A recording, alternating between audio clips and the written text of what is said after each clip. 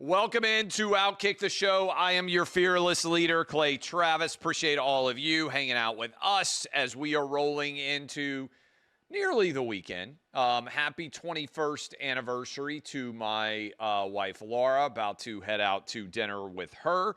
I hope that wherever you are ready for an early Thursday. No show tomorrow scheduled unless chaos happens. By the way, we're going to dive into a bunch of different things, but the D.C. crime story continues to dominate all the news as we get ready tomorrow for Trump to go meet with Vladimir Putin. We got a great clip from Northern Illinois football coach who is, I think, saying a lot of things that I believe are actually super important and that very few people are actually willing to say. About NIL and about making long-term decisions instead of focusing on short-term gain. And I'm going to play that for you and just kind of expound upon it because I think it was so fabulously well said. And in fact, let's go ahead and start there. This is Northern Illinois football coach who you may remember from their big win last year over Notre Dame, which arguably was maybe the biggest upset that we saw happen last year. In the entire college football landscape. His name is Thomas Hammock, and I believe this was in the last day or two talking about the challenges associated with NIL and how it has magnified short-term focus instead of long-term focus in many of his players. Just watch this. I think whether you're a kid, whether you're a parent, whether you're a grandparent, or heck, just if you're a coach or someone that is interested in sports, I think this is incredibly well said. Let's play it. Yeah, to me, to be honest with you, I love the challenge. It don't bother me one bit because you know what? In life, you're going to make decisions, right? Sometimes it's going to work in your favor and sometimes it's not. I told our team the other day, we lost all these guys. Let's see who plays. So it's all good when people put it on Twitter, hey, all glory to God, I'm going on the transfer portal. Let's see if they play. How many of those guys going to play or travel or get snaps? I was going to tweet something the other day, a picture of me, and say, you know what? I enjoyed my college experience. I didn't get one dime, but the lessons I learned was more valuable than any money you can ever pay me. And I appreciate that because that is long term. People are losing the fact that this is short term. I coached in the National Football League for 5 years. 5 years, right? Don't lose focus of what the long term. Get your degree, learn valuable lessons that's going to help you in the long term of your life. That's the whole purpose. This is a transition from being a kid to a grown-up. And I hope people don't lose focus of that. Everybody's talking about everything else besides what is the most important thing for going to college. Because if you're going to college to go get a couple dollars, you might as well go get a job. This is too hard to go get a couple dollars. Learn the lessons that you need to learn to be successful in life for the next 40 to 50 years of your life. I would do it again for free, because of the things I learned. That's why I'm standing here today, because of what I learned in college. Not because of how much somebody gave me. That's what I would tell people. And parents, they need to learn that lesson too. Stop trying to live through your kids. Go teach your kids what are the things they need to learn to be successful. That's what I'm telling my kids. I don't care about no NIL, no revenue share. I can care less. You need to learn things in college to get you prepared for life, to be a father, a husband, to work, everything else. Those are the most important things. That's what people are missing, in my opinion. Just my opinion. I think he's 100% right. And I hear this from so many different coaches. I'm going to dive in and really kind of unpack what he said. But let me tell you a story that I was talking with a head coach this summer when I was down on the Florida Gulf Coast, where basically every head football coach in America goes during the offseason. And one of those head coaches said, I have a player on my team, and I'm paraphrasing. He said the kid took $50,000 less to be on his team than he would have gone and gotten playing somewhere else. And the mom won't talk to the son now. And he said there isn't enough discussion that is going on. And he said, I bet every coach in America would sign off on this about short-term versus long-term decision-making. And I think about this all the time because I think one of the number one goals, it may be the number one responsibility of a parent, is to try to instill long-term decision-making in a society that is almost entirely obsessed with short-term results. And I focus on this so much with my own kids, understanding that you are making a choice that is going to be with you for generations and not allowing the emotions of the current day to dictate a choice that you would make in the long term. And this is something, as I just said in that example, that a lot of parents struggle with, that frankly a lot of grandparents struggle with. They do that study. I think it was Stanford. And Adam, you can look up exactly where it was, but it's the marshmallow study. And it was with 2-year-old kids, I believe. They put them in a room and they told them, and again, I'm paraphrasing the study, but if you can sit there and not eat the marshmallow for a certain period of time, we will give you twice as many marshmallows when that time is up. And the significance of the study was they found that the kids that were able to delay gratification, that didn't immediately go grab the marshmallow, actually had way better outcome as adults because they were willing to defer rewards.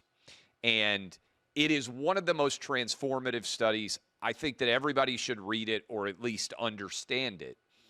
If you are immediately going to take the treat in front of you and not be willing to have the discipline to wait for the more significant reward down the road, you're largely going to fail in life.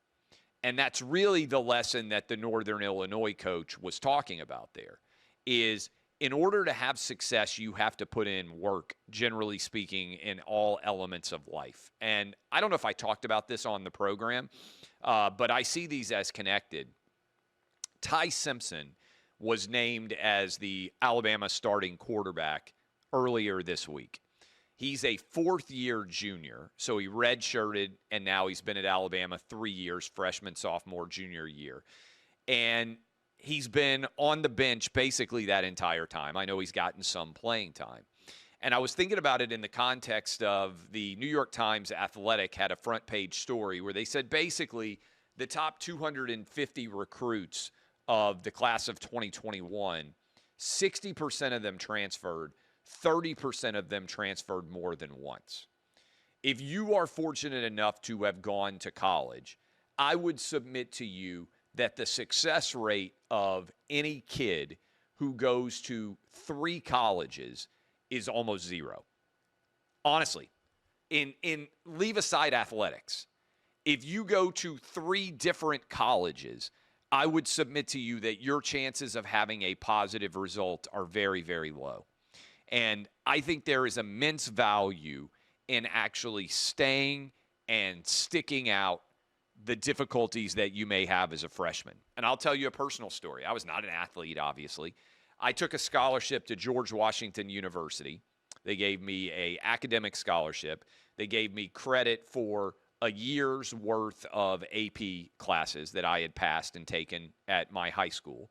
So I graduated college in 3 years. I was a scholarship kid at a school filled with super rich kids.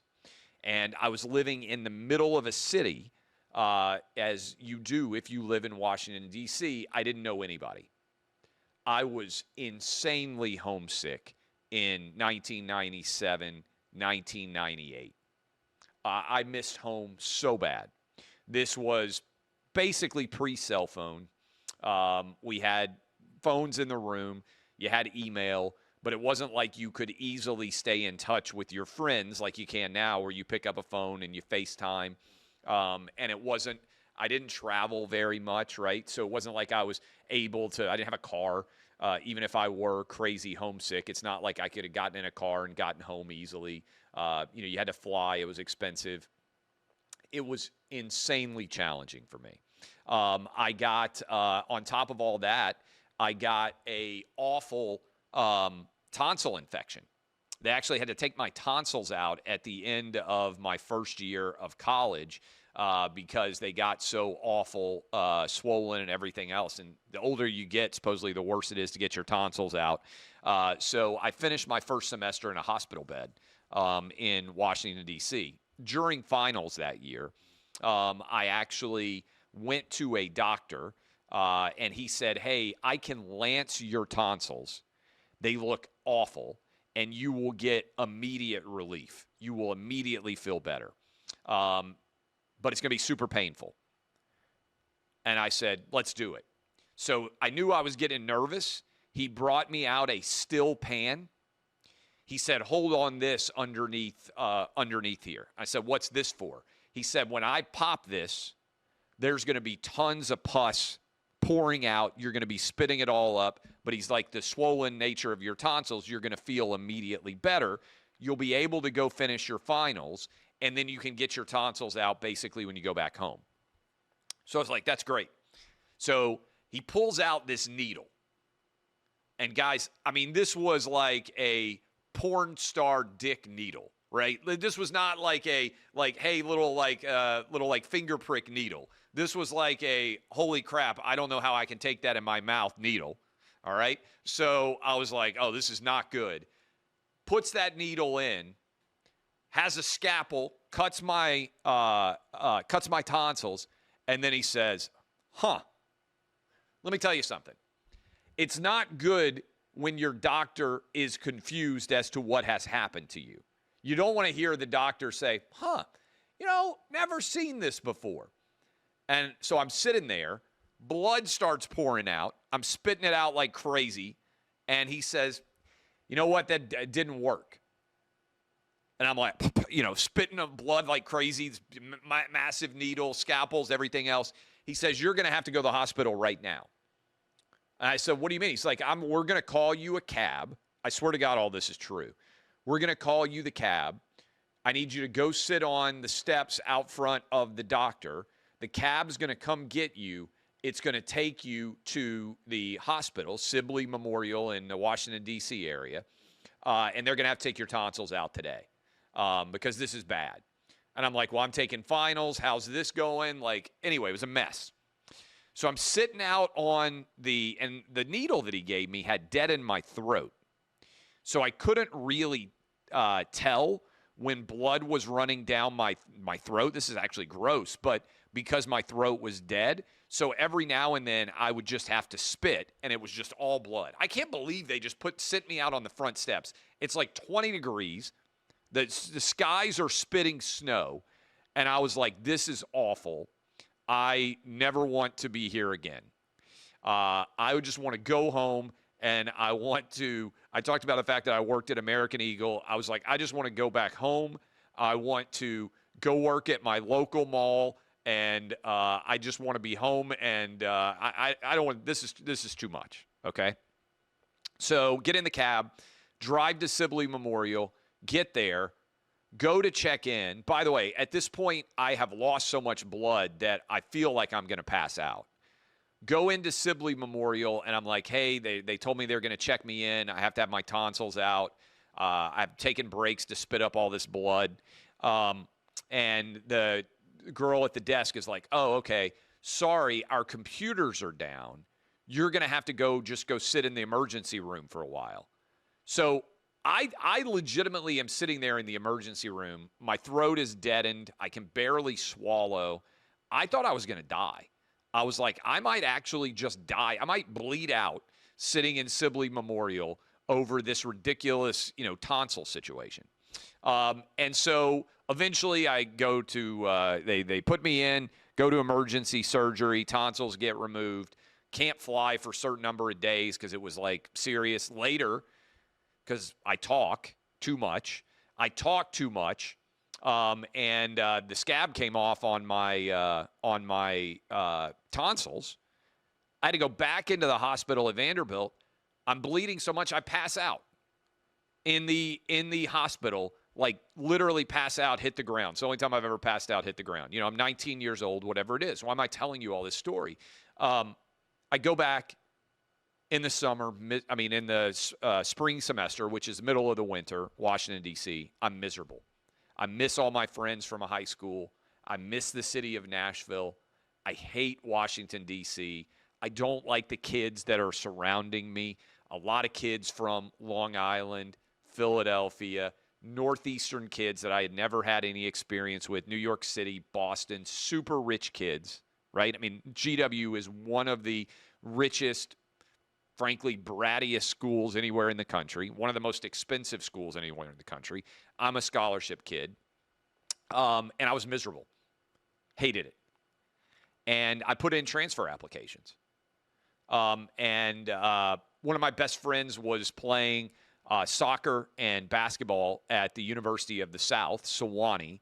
Totally different environment. And I was like, you know what? I think I'm going to transfer. And I'm going to transfer. I'm going to come back to Tennessee. I'm going to go to this small liberal arts school up on top of Monteagle Mountain. All my credits are transferring. I was working hard. I still made good grades. And I remember about April or May, as the spring semester was coming to a close, just thinking, if I don't tough it out now, what is my future going to be like? Kids were mean at GW, jerks. And I just said, I've got a scholarship. I'm going to graduate in 3 years. And I did have and do have still a lot of friends that I had met up there. And I said, I'm going to tough it out. And I think my parents were fine with me transferring, as most parents would be if their kid is unhappy. And I'm a genuinely pretty happy guy. I think, probably super depressed. I was very unhappy. And I just thought to myself at 18, turning 19 years old, I just thought to myself, you know what? I need to tough it out.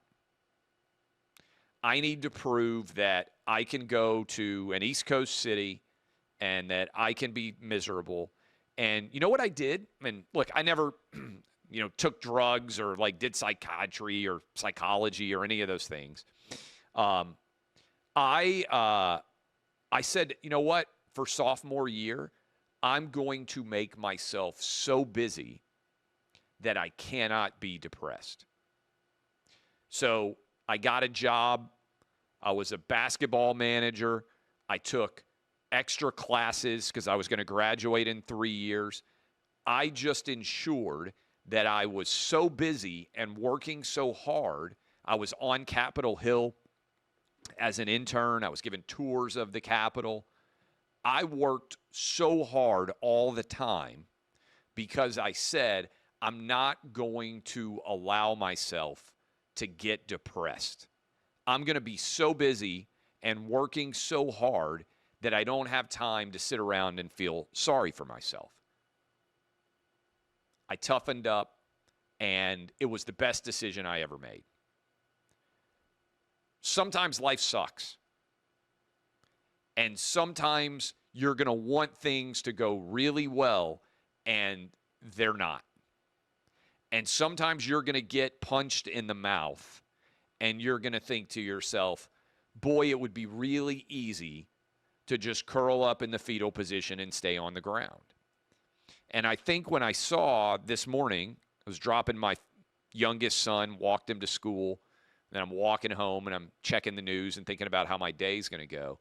I saw that Northern Illinois coach, and it just spoke to me about toughness and deferred gratitude and the fact that you really have to work hard at anything that you're going to try to achieve.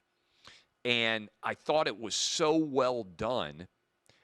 It is the essence of why I think sports is so important for so many young boys and girls out there, because everybody needs to put everything they have into something and still lose, and learn how to show up for the next game, and learn how to show up for the next season. most people aren't willing to work as hard as they can at something and fail because they're afraid of what it might say about them. And I really do sometimes think now, I don't know where my life would be if I had turned tail and transferred. I still would have gone to a good school. I still would have graduated from a good school. But I think that I would have had a level of fear about whether I was going to be able to adjust or whether I was going to be able to do hard things.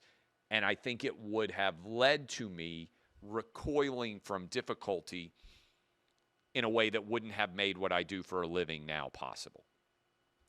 And so I think most kids are better off if they don't transfer. Now, inevitably, I'm going to get an email. It's going to be like, well, my mom got cancer. Okay, right? And I had to go home and help take care of my kid. Like, there are tons of extenuating circumstances. What I am talking about is being willing to take something that sucks and being willing to fight your way through unhappiness and potentially depression when you are young, I think is incredibly important to being able to have success when you're older. You know, a lot of times I meet people and they say, boy, you know, people say nasty things about you, you know, online. Like I went into your mentions and people said awful things. And they said, where did you, you know, how do you handle that? I said, I don't care. And I think that was the toughness that I got from going to school on the East Coast.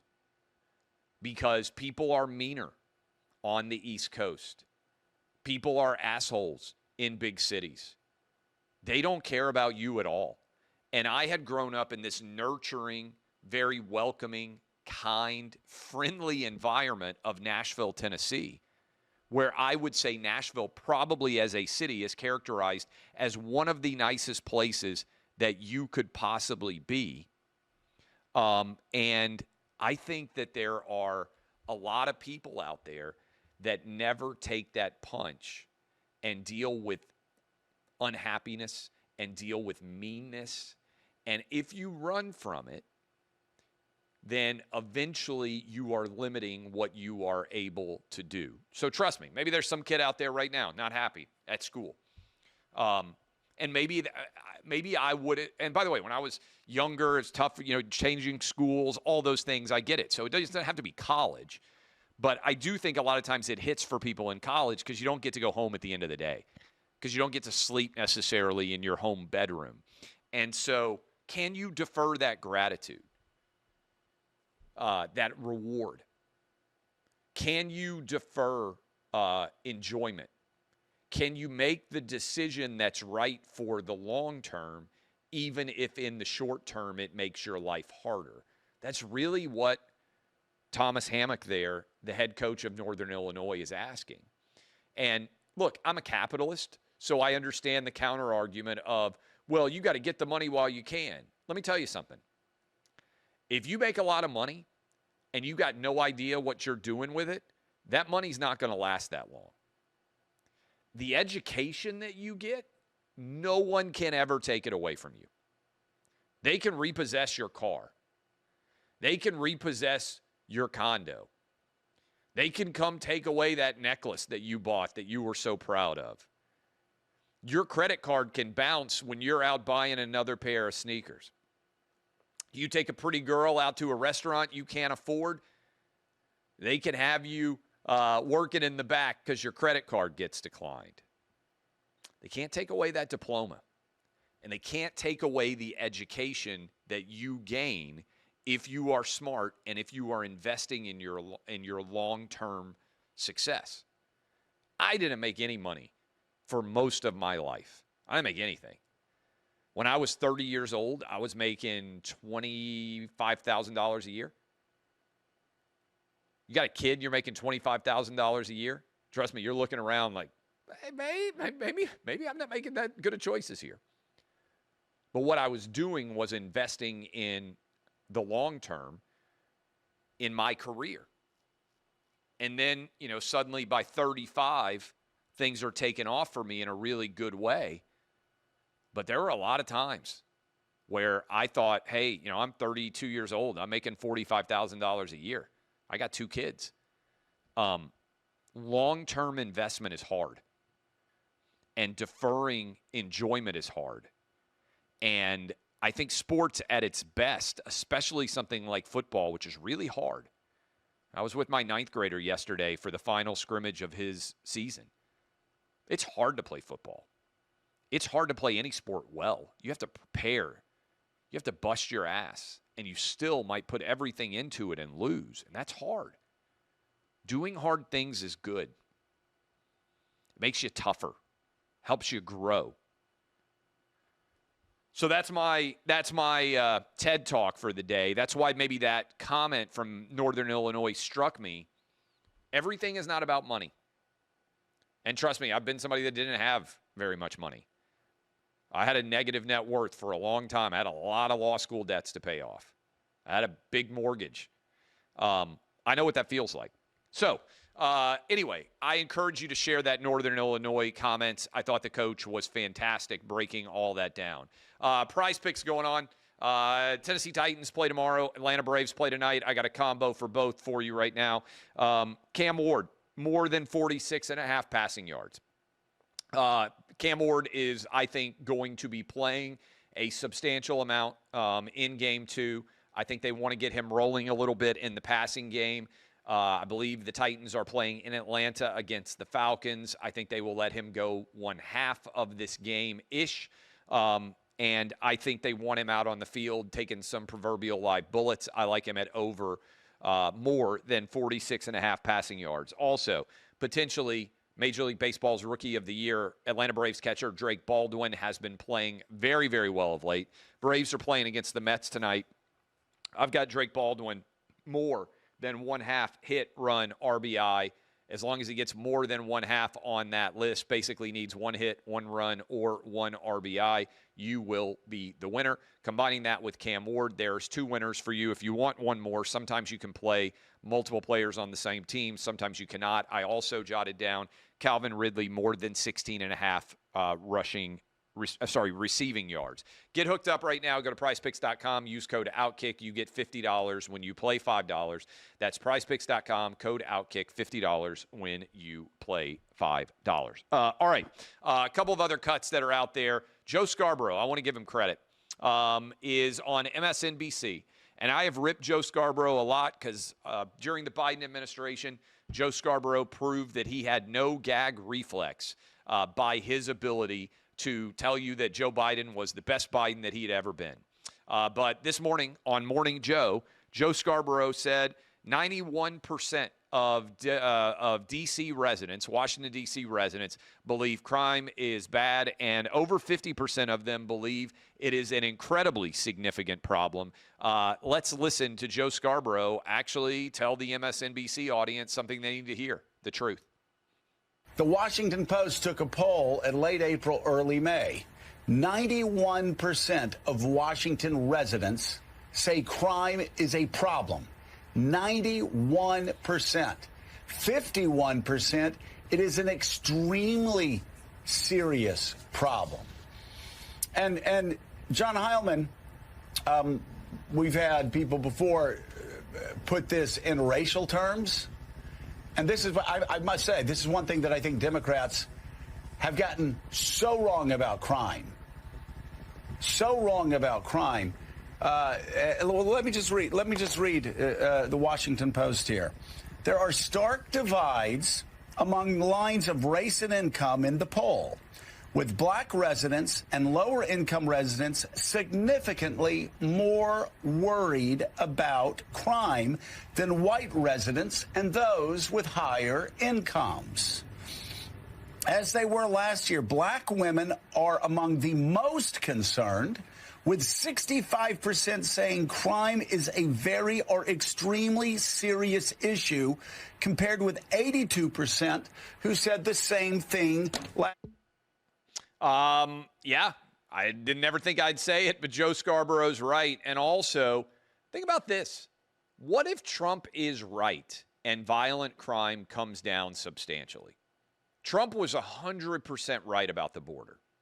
He said, if we do these things, we can essentially end illegal border crossings. He came into office. He put those policies in place, and no one talks about the border anymore. It is the most secure it has probably ever been in any of our lives. Worst case scenario, Trump does all these things in D.C. and nothing changes. What if Trump comes into D.C. and suddenly everything gets better? What if he cuts violent crime by 50%? What if we have a border-like result in Washington, D.C., where something that was a huge problem that looked insurmountable is suddenly solved? Wouldn't that be incredible? And all we're doing is saying, hey, we know how to fix what is a problem, something that 91% of D.C. residents find to be an issue, including taking care of morons like this. Guy was out screaming at D.C. police, calling them fascists. Turns out he was a Department of Justice employee. You want to talk about the deep state? And play this video. He's screaming at a police officer, and he decides he's going to throw his Subway sandwich at him. He's now facing felony assault charges. Pam Bondi has fired him from the Department of Justice. And here you can watch as he is there, throws the Subway, foot-long sub, takes off. He's got the pink shirt there, running away. They have figured out who he was. They have arrested him. And he's now lost his job. And I think this is just what you have to do. If you assault a police officer, you should be arrested. I've watched way too many videos over the years of people throwing things at police officers and nothing happening to them. And yes, as I said for years, that includes people who assaulted police officers on January 6th. You shouldn't be able to throw anything at a police officer. You shouldn't be able to spit at them. You shouldn't be able to do anything of any kind of violent nature at all, in my opinion, to police officers. And I like the message that's being sent there from Judge Jeanine and from Pam Bondi and from President Trump and everybody that is fired up about all of this ridiculousness. Speaking of ridiculousness, and the pun certainly is not on Dick there necessarily. Our buddy Adam Carolla pointed out the Carolina Panthers have a trans cheerleader, and he said this puts the new concept of the tuck rule. And in fact, if we can pull that up, I don't get this. Let's end this once and for all. I am fine if cheerleading teams want to have men who are the stunters or whatever it's called, like the people who lift up girls, the strong men who are lifting up girls who are doing like pyramids or cartwheels or whatever the heck it is that cheerleaders do. I don't have any problem with male cheerleaders, but we got to end men pretending to be women. This whole trans cheerleader ridiculousness. If I owned an NFL team, I would say no. We're not going to do this. And maybe that's why I don't own an NFL team. But I frankly can't believe that any NFL owner actually thinks this is a good thing. They did it because the universe went woke. How about pushing back? If I owned the Carolina Panthers, I'd be like, that guy's gone. And if you disagree with me, I would come out and do a press conference and say, hey, we're not having guys dress up as women that are representing this organization. They can dress up as women wherever they want. I don't have to employ them. I don't have to put them on the field and pretend that this is something that little girls should aspire to. I would fire them, and I would end it once and for all. Was it David Tepper who owns the Carolina Panthers? I can't imagine that he believes in this. I have no problem with male cheerleaders. Every college in America has male cheerleaders, but they're there because they're helping the cheerleaders to stunt, as traditional cheerleading has been. Heck, a lot of cheerleaders, like A&M back in the day, they only had male cheerleaders because they had yell leaders, they called them, but they didn't have women on campus. So I have no problem with, if you're a man, you want to be a cheerleader, go for it. But the idea that you're going to dress up and pretend to be a chick, no. The same way that I say Dylan Mulvaney shouldn't be trying to sell me Bud Light or sell me Nike bras. That's a dude. I'm not employing somebody who's a man that's pretending that he's a woman. I'm just not doing it. So I would encourage every NFL team. Heck, I'd have a press conference Ask me anything you want. Yeah, I fired that dude. We're not having men pretend to be women that are representing this organization. You want to be a man? Do it. You want to be a woman? Do it. That's fine. We're not having people dress up as different genders for me to pay them to do it. I think we have, I want to make sure a couple of other clips before we go today. I don't know if we showed the Pam Bondi tweet on the subway while I was talking about it, but that Pam Bondi has weighed in. I know I said that. We got 3 different stories here. By the way, Adam, pull the Cam Ward next week. I want to weigh in on Cam Ward's commentary. I think I mentioned it yesterday. I didn't see it on the list. If we happen to have it, I'll weigh in on it today. We've got a bunch of, and by the way, I think we have a video that posted by the White House. I lived in D.C. for 4 years. I just talked about how I was very unhappy as a freshman. I do really like D.C. It's a good place to live. And I think it's a beautiful place. But I've noticed the last several times I've been up there, there is a profound issue with homeless encampments in public squares, in public parks. I think we have a video of Trump and the White House cleaning those up. Again, I don't see this as Democrat, Republican, or independent. When I was in college, I don't remember homeless encampments being allowed in random parks. I was in D.C. a few years ago, and I tweeted about this. I don't understand how this was ever allowed to happen. This is a great example of toxic empathy. Homeless people should be given shelter indoors to live as a place to be safe while they try to get themselves back on their feet and find a way to live in an apartment or a location that is indoors with heat and air and running water as civilized humans live. They shouldn't be setting up permanent encampments in parks and recreational areas of Washington, D.C. Trump's 100% right to end those. Okay. YouTube comments. You can go hop in the YouTube commentary. You can upvote any comment that you like. The team is scouring social media and making decisions on comments to share with me, which I typically have not seen until I pull up right now. By the way, my new book, Balls, is out. Encourage you to go subscribe. Go buy it. It's going to be out in November. You can pre-order. Just type in Clay Travis Balls, and boom, it'll take you to Amazon, BarnesandNoble.com, whatever location you like to order books from. How dare? Yesterday we played a video of a woman who was on Bravo who said, hey, Trump supporters shouldn't be able to eat in Mexican or Chinese restaurants. How dare that woman berate me? As a Hispanic supporter of Trump, I will continue to frequent Mexican restaurants. Yeah, good for you. And thanks for watching and commenting. But that's the ultimate takeaway to me is if you told half the country, more than half the country based on election results, don't eat in my restaurant because I hate your politics, you actually likely will end the success of that restaurant in almost any state, in almost any city, anywhere in America. People say, well, what about New York or L.A.?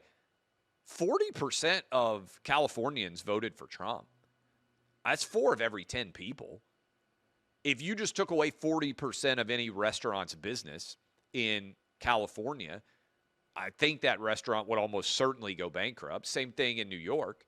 And by the way, flip side, if you're in Chicago and you voted for Kamala and I had a restaurant, I would never say I don't have any interest in you coming to my restaurant. Or if I was in Alabama, I'm in Tennessee, I don't have a restaurant anymore. We had a bar for a while.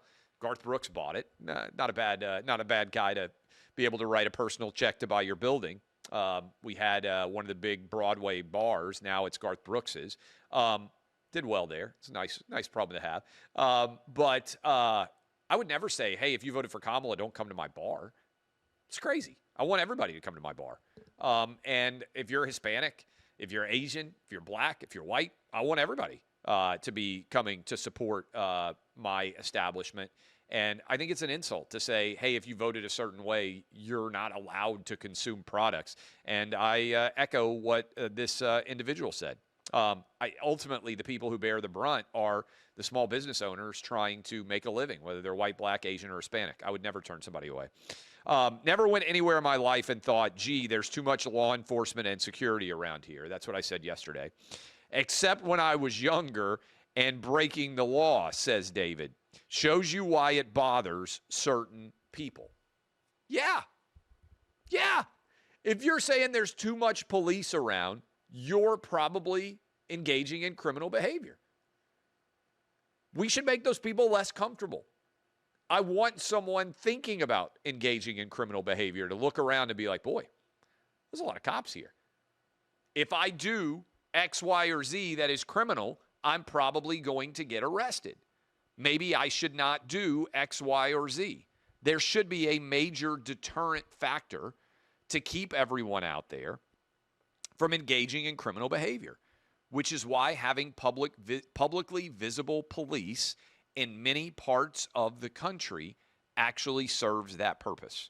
What do we got here? Jason says, this mofo is worth millions, begging people to order his book so he can make more.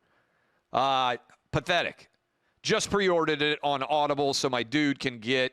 I've been listening to him since his morning radio show on Fox XM. Was pissed when they replaced it, Animal Thunderdome. Appreciate you listening. Going to be back with the Animal Thunderdome at some point in time with my guy, Danny G. We're still ironing out exactly what that needs to look like. I am going to donate, but because I do think about this. I've got plenty of money. I can't spend what I have now. Just full disclosure, I got $250,000 advance to write this book. Balls, which is out, $250,000. Nice, whatever. I'm going to donate every dollar that I make to Vanderbilt University Law School. We're in the process, my wife and I are, of working on a big donation to Vanderbilt University Law School, which is where I met my wife, which is where I feel very fortunate to have gotten my law degree. And I'm not going to make a dollar eventually off of this book at all. So, yes, I get it. All of the money that I make off of this, to the extent it's anything more, is all going to charity. So I'm in a good spot where I don't have to write books to make money. When I wrote Dixieland Delight, I needed to sell books because I needed the money that I made off that book. When I wrote on Rocky Top, I needed to sell books because I had babies and I didn't have very much money. I needed to be able to make money.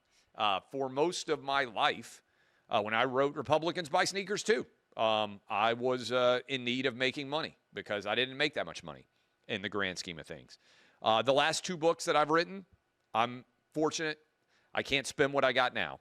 So all of the proceeds that I make off of this book, 100% of the dollars that came into me, including my $250,000 advance, full disclosure, on this book, is all going to charity.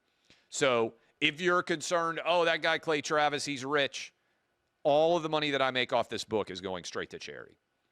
So I'm not even making a dollar off this. What I care about is I want the arguments widely distributed. I want the marketplace of ideas to include them.